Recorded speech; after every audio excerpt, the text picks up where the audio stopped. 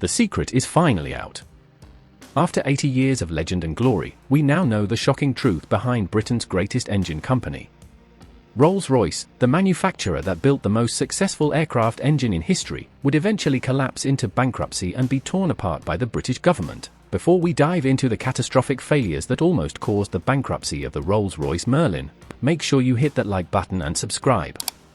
The Merlin wasn't born from military contracts or government mandates.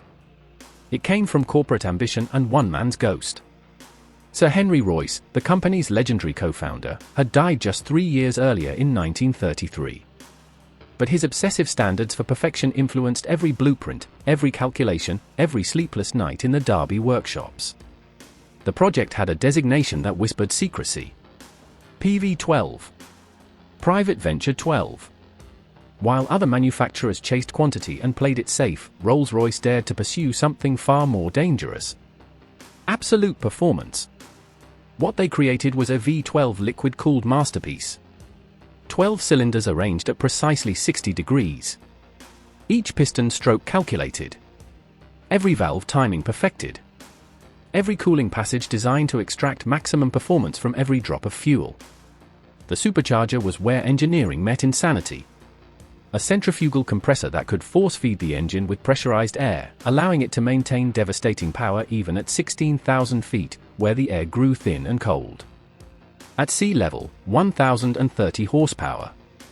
At altitude, still crushing power when it mattered most. They were building the sword that would cut the chains of tyranny. But they didn't know it yet. Because first, they had to survive what came next.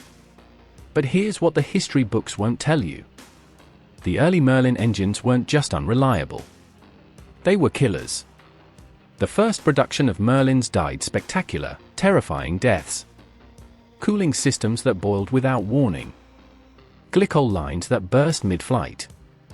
Engines that seized at the worst possible moments, turning million-dollar aircraft into falling coffins. Test pilots reported temperature gauges spiking suddenly, forcing emergency landings that sometimes became emergency crashes. The connecting rods, those crucial links between pistons and crankshaft, had a disturbing habit of snapping under stress. But the bearing failures were the most terrifying.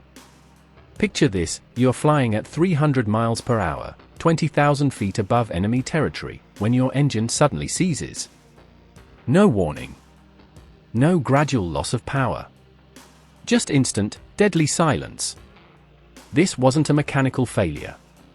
This was a death sentence written in oil and metal.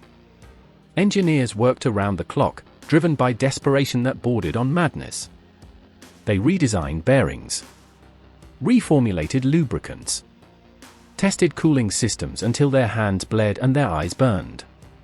Because by 1938, while Hitler's war machine gathered strength across the Channel, the Merlin was still killing pilots. Time was running out. Government officials demanded answers. Test pilots demanded reliability. The RAF demanded engines that could win an air war that seemed inevitable. Every failed test flight brought civilization one step closer to darkness. Then something changed. A breakthrough in metallurgy solved the bearing problems. A redesigned cooling system tamed the overheating. New manufacturing techniques eliminated the weak points that had plagued earlier versions. It was engineering under the gun, with the fate of nations hanging in the balance. By early 1939, the Merlin was finally ready. Not perfect, but ready. Production ramped up just as the first shots of World War II echoed across Poland. Britain had built its sword just in time to use it. But here's the question that should keep you up at night. If the Merlin was so flawed, so temperamental, so dangerous that it killed test pilots during development, how did it suddenly become reliable enough to power the aircraft that saved Britain during its darkest hour? What changed between the catastrophic failures of 1938 and the triumphant victories of 1940? August 1940. The sky above Britain becomes the stage for the greatest air battle in human history. This wasn't just another military campaign. This was the moment when the fate of democracy itself hung in the balance. Hitler's Luftwaffe had crushed Poland, swept through France, and now turned its eyes toward England. The supermarine Spitfire, with its elliptical wings and graceful curves, was powered by the Merlin. So was the rugged Hawker Hurricane, the workman's fighter that would bear the brunt of the coming storm. On September 15th, Battle of Britain Day, the Luftwaffe threw everything they had at London. Wave after wave of bombers escorted by Germany's finest fighters. But they hadn't counted on the sound that rose to meet them. The deep, defiant roar of 1,030 horses unleashed in defense of home. By sunset, the tide had turned. The Merlin hadn't just won a battle. It had saved Western civilization itself. But while the world celebrated the Spitfire's victory, the Merlin was quietly powering a secret fleet of warriors so revolutionary that their very existence was classified at the highest levels. The de Havilland Mosquito, the wooden wonder. Built from a revolutionary mold plywood and balsa composite, its lightweight airframe combined with twin Merlins gave it a top speed of over 400 miles per hour. It could outrun fighters while carrying a bomb load that would shame heavy bombers. The Avro Lancaster mounted for Merlins on a single airframe, creating a heavy bomber that could lift 22,000 pounds of destruction directly to the heart of Nazi Germany. These weren't just bombers. They were flying fortresses. And then there was the P-51 Mustang. Originally powered by an Allison engine, it was good but not great. When British engineers mated it with a Packard-built Merlin, something magical happened. Suddenly, this American fighter could escort bombers all the way to Berlin and back. But this created a problem that threatened to derail the entire Allied war effort. The demand for Merlins was about to exceed what Britain could supply. So here's the billion-dollar question. If the Merlin was Britain's most closely guarded military secret, the technological edge that was winning the air war, why would they risk giving it away to America? Why would Rolls-Royce, a company built on craftsmanship and engineering excellence, hand over every blueprint, every specification, every hard-won secret to a foreign automobile manufacturer? By 1940, the math was brutal. The RAF needed thousands of Merlin engines. Rolls-Royce could barely produce hundreds.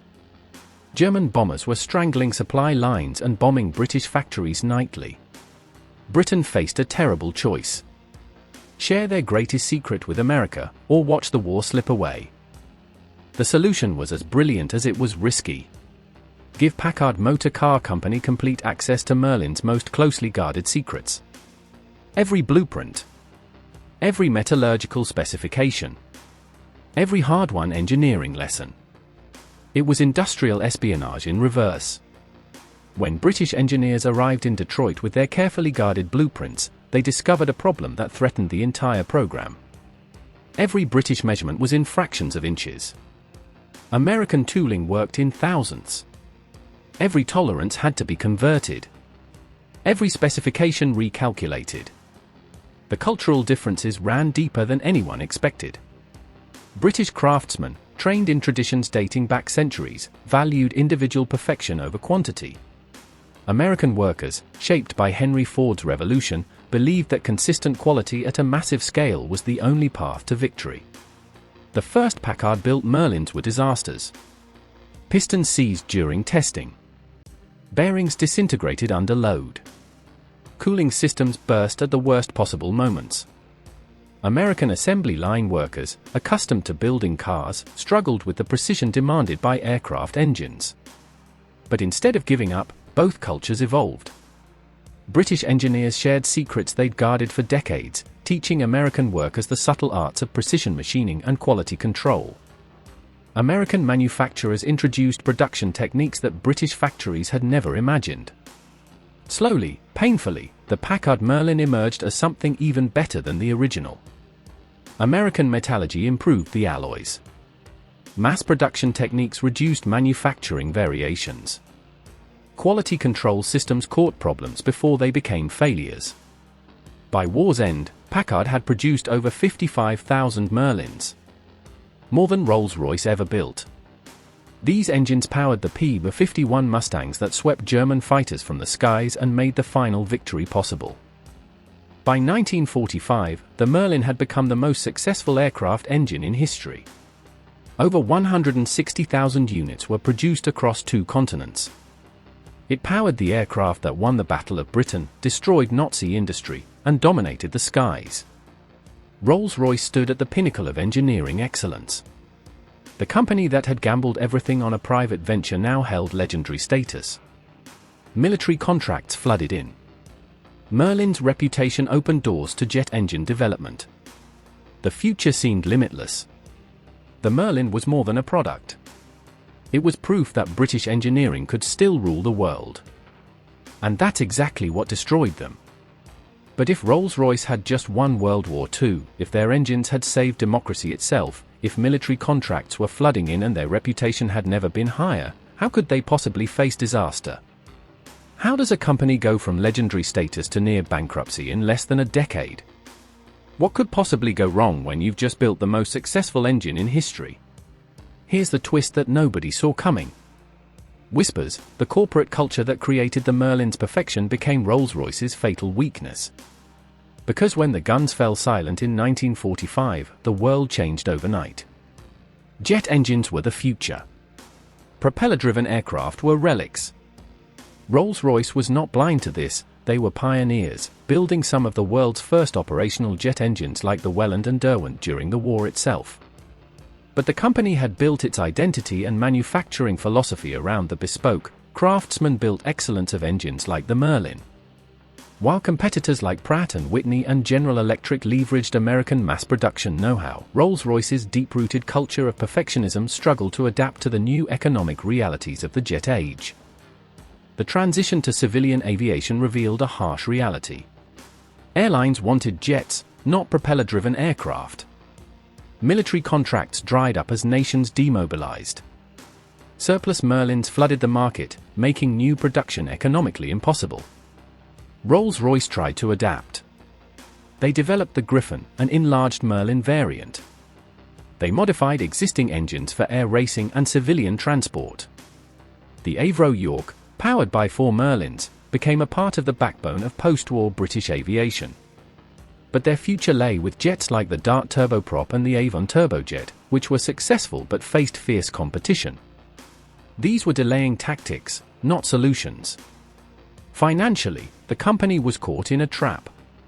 The company that had saved Western civilization was bleeding money. The cost of developing new, more complex jet engines was astronomical. While they were technologically competitive, a series of disastrous fixed-price contracts for new engines in the 1960s would eventually lead to catastrophe. Factory workers faced layoffs. Engineering teams were dissolved. The Derby facility, once humming with round-the-clock wartime production, fell silent. By the late 1960s, Rolls-Royce faced a crisis that threatened its very existence, stemming from the massive overruns on their advanced RB211 jet engine program. The engine that had made them legendary had become an anchor, dragging them toward bankruptcy. Here's what makes this story truly tragic. Rolls-Royce had the talent. They had the engineering expertise. They had the reputation.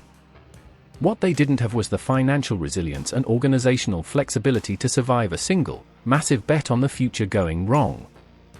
In 1971, the Rolls-Royce Aerospace Company collapsed into bankruptcy and was nationalized by the British government. The automotive division was split off and sold separately. This was the direct result of the RB211 crisis, not a simple refusal to let go of the Merlin.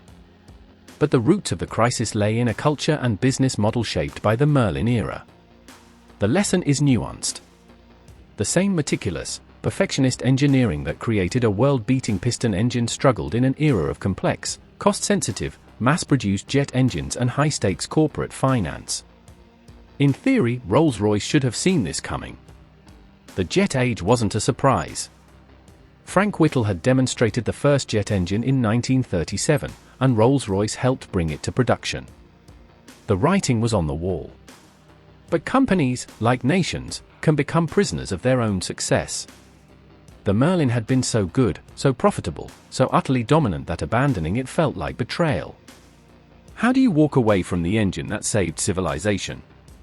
This is the paradox of revolutionary technology. The better it works, the harder it is to replace the system that built it. The more successful it becomes, the more it shapes your identity. And then there's adversary adaptation. While Rolls-Royce focused on engineering brilliance, competitors mastered cost control and mass production. By the time of the RB211, the financial stakes had outpaced Rolls-Royce's ability to manage them. The speed advantage that made the Merlin legendary didn't translate to corporate strategy.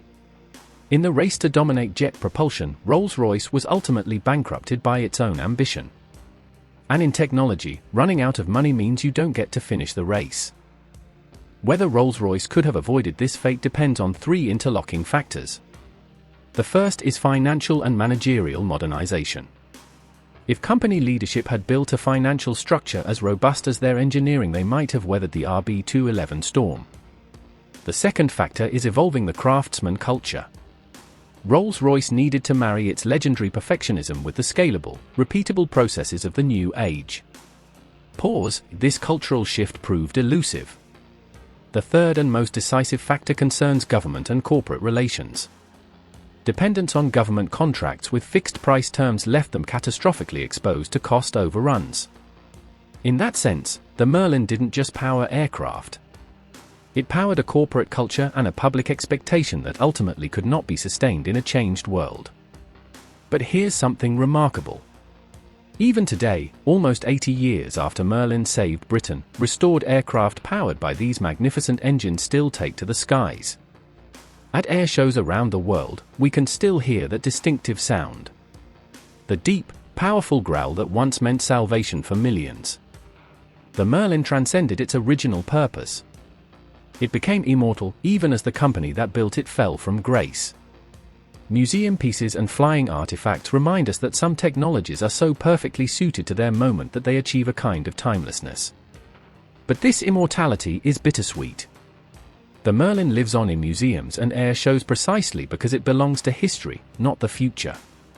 Its preservation is an admission that its time has passed. By 1971, Rolls-Royce collapsed entirely. The company that had saved Britain went bankrupt and was nationalized by the British government. The RB211 jet engine program, their desperate attempt to compete in the modern era, had cost overruns so catastrophic that they destroyed the company financially. The automotive division was split off and sold. The aerospace division survived only through government intervention. The Derby factory where the Merlin was born became a shadow of its former self. It was the end of the company as the world had known it. This is what happens when you win too completely. When one product defines you so thoroughly that you can't imagine yourself without it. Rolls-Royce didn't just build the Merlin. The Merlin became Rolls-Royce. And when the world no longer needed the Merlin, it no longer needed the company that couldn't let it go. Compare this to Pratt & Whitney and General Electric, Rolls-Royce's American competitors. They had successful piston engines during the war. But they treated them as stepping stones, not destinations. They invested wartime profits into jet research and industrial capacity. They hired jet engineers. They built jet test facilities. They built financial reserves. By 1950, they dominated the emerging jet engine market not just with technology, but with business and industrial muscle. The lesson isn't that Merlin was a mistake. The lesson is that engineering excellence alone is not enough. Business, finance, and culture must evolve at the same speed. The same engineering brilliance that created the Merlin needed a new kind of container to survive the jet age. By the time that was fully understood, it was too late. In the end, the Rolls-Royce Merlin proves that a nation can achieve the impossible when survival demands it. But for a company, surviving peace can be harder than winning a war. So do you think Rolls-Royce's fall was inevitable, or could they have adapted faster to the jet age while preserving their dominance? Share your thoughts in the comments below. And if you found this deep dive into engineering triumph and corporate tragedy valuable, hit that subscribe button.